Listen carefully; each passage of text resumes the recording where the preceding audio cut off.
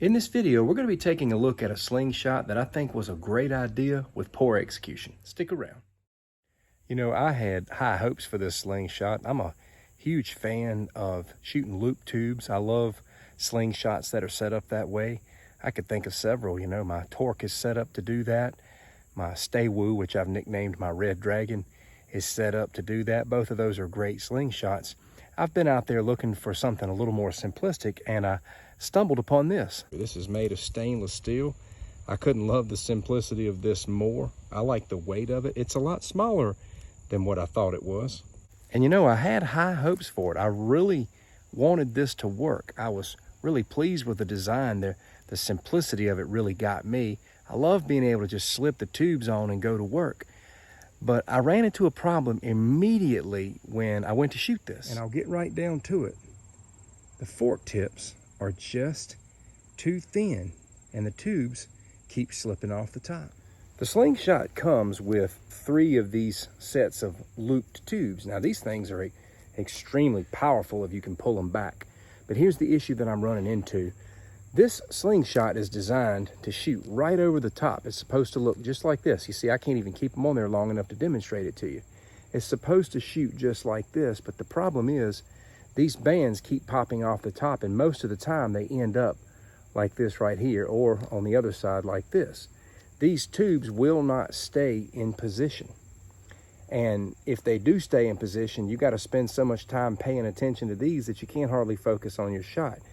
The problem with this slingshot is these tips are not wide enough.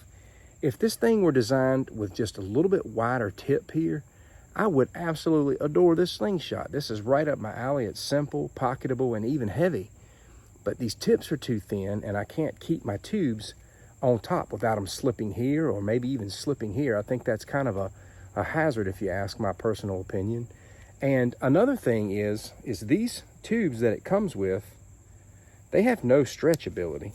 They have none. You can't hardly get your hands around this for one thing. If the tubes were lighter, it'd be one thing, but you're trying to manage this. You're trying to keep this on top of the fork tips, which is almost impossible. And then you're trying to pull back these tubes, which are almost near impossible to pull back without slipping out of your hand. And look, watch what happens.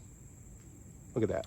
Boom. It happens so easily. It just slips right off the top. So I can exchange those for some good simple shot loop tubes, which are much better, and you got more options to choose from, but I'm still dealing with them slipping off these skinny little tips. We'll try to take at least one shot with this and take out this can.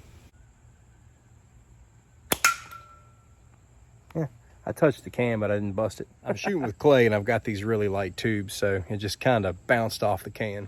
Now, if you want a really good budget-friendly loop tube slingshot that is built well, look no further than the PIAOYU, aka Red Dragon.